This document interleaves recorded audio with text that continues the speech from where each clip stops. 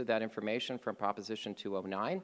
But I would say is that California becomes more multiracial, that we do have to understand the kind of the blending and the fact that, that we are, we're figuring out how to live more as a diverse society. But my greater point here is we need our colleges to understand where our population is and how we can serve them. Now, here's a few more slides that I do want to show you, and I kind of want to run through these fairly quickly, but it's really important that you keep this information in your head as we move forward. So in 1980, you could see the percentage of white in California, and in 2010, you could see how this is becoming far more of a balance between white and Latino, and African American actually remains somewhat constant.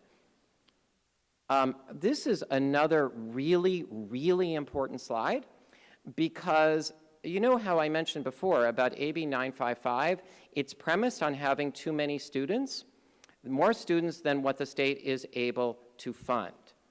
But I want you to take a look at this, because take a look at this number right here. This is your traditional college-going population. Now, part of AB 955 and part of this move is to say, we want all of you to go full-time. Really, that's the thrust. Now, there is a lot of research that suggests that if you do go full-time, your chances of completing increase. That's indisputable. The question is this really where our students are? Are they really in this age range, or do we have to look here? Do we have to look here? And yes, do we even have to look here and here? Because the point being is that if you did not get your college education here, maybe there were other reasons why you did not go to college when you were 18 to 24.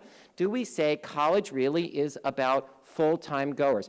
I'm going to challenge you to find folks in the 25 to 44-year range that are going to school full-time.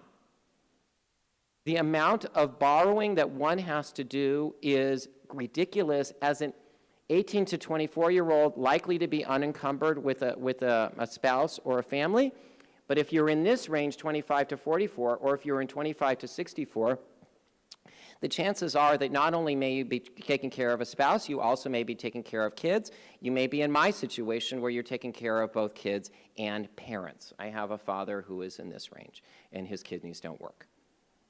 Now, nearly 1 out of 6 Californians were living in poverty in 2012. And nearly 1 out of 4 California children living in poverty in 2012. This is all our state. This is where we exist today. Okay, how do we get to the perfect storm? That we have proposals that essentially disadvantage the people who are needing services the most, including the community colleges. And part of it is that when the recession started in 2008, nobody saw at that time how long this thing was going to last. Absolutely no one. Because frankly, it didn't follow the pattern of other recessions since the Great Recession. So when we talk about the states being laboratories for democracy around the country, the problem with the states is that the states don't have the ability to print money. The states pretend to manage economies, but they really manage budgets. So in the federal government has all these different levers in which to manage the economy, as well as they do international management.